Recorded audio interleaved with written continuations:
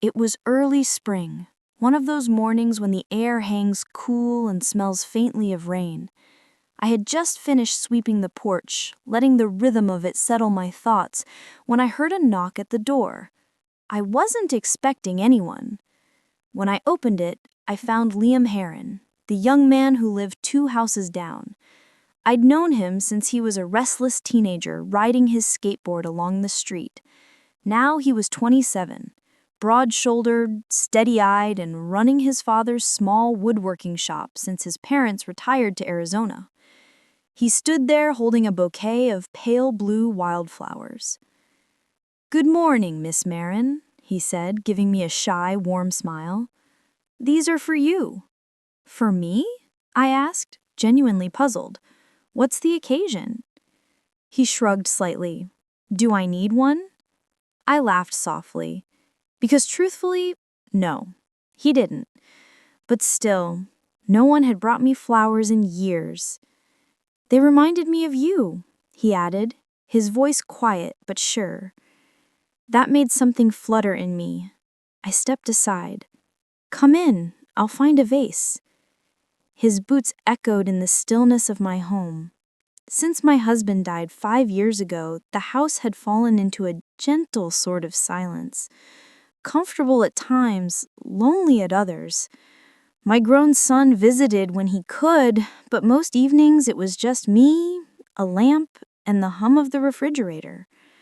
But Liam, he brought a kind of warmth with him, like someone had opened a window and let a breeze in. I trimmed the stems and set the flowers in water. "You braided your hair today. Looks nice." I blinked, surprised. "You're unusually flattering this morning." "Maybe you've just never noticed," he teased gently.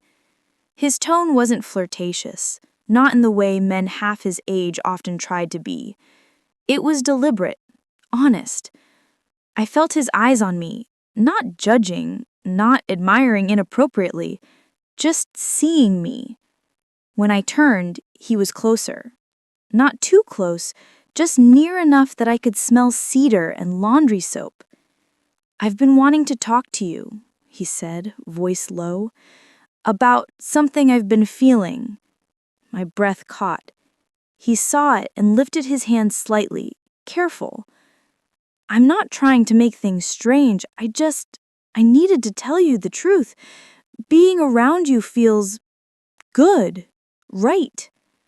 I gripped the counter to steady myself.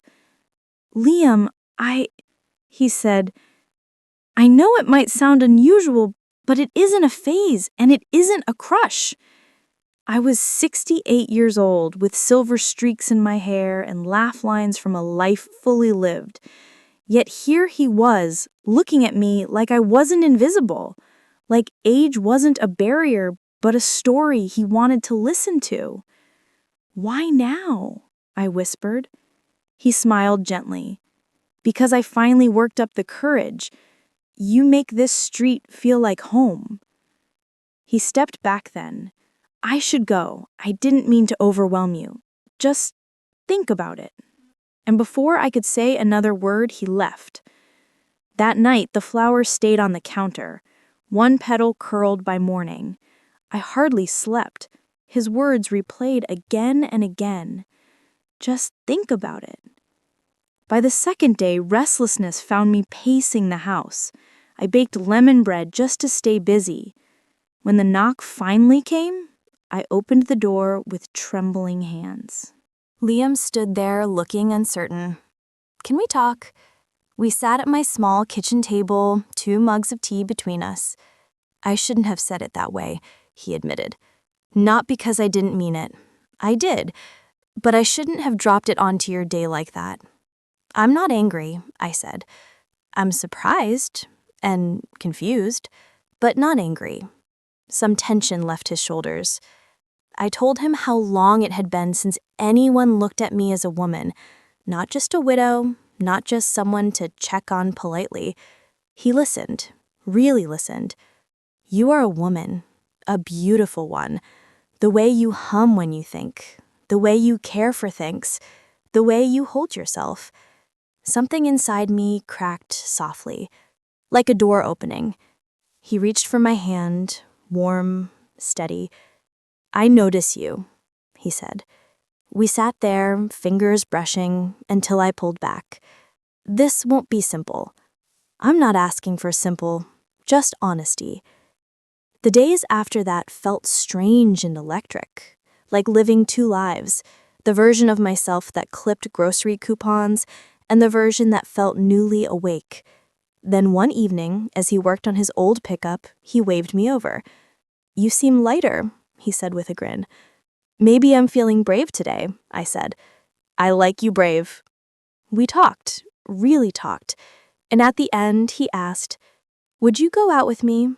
Nothing dramatic, just coffee or a walk by the river." My heart hammered, but I nodded. Our first outing wasn't extraordinary, but somehow it felt like a miracle. We talked about his father, my husband, the years between us, the time ahead. He held my hand, and for the first time in a long, long while, I felt known. Over the next week, we shared small moments. Tea on my porch, strolls at dusk, dinner at my table. Each one felt like stepping into a story I didn't know I had left. One evening, as he worked on his old pickup, he asked softly, "May I kiss you?" I said yes. It wasn't a desperate kiss. It wasn't youth trying to claim something. It was steady, warm, certain. And when he left that night, pressing a kiss to my forehead before he stepped out the door, I looked at myself in the mirror, not younger, not transformed, but alive, not finished. The flowers he'd given me had dried by then, but I kept them anyway. Because sometimes a knock at the door isn't just a knock. Sometimes it's a second chance dressed in spring petals. And this time, I was brave enough to take it.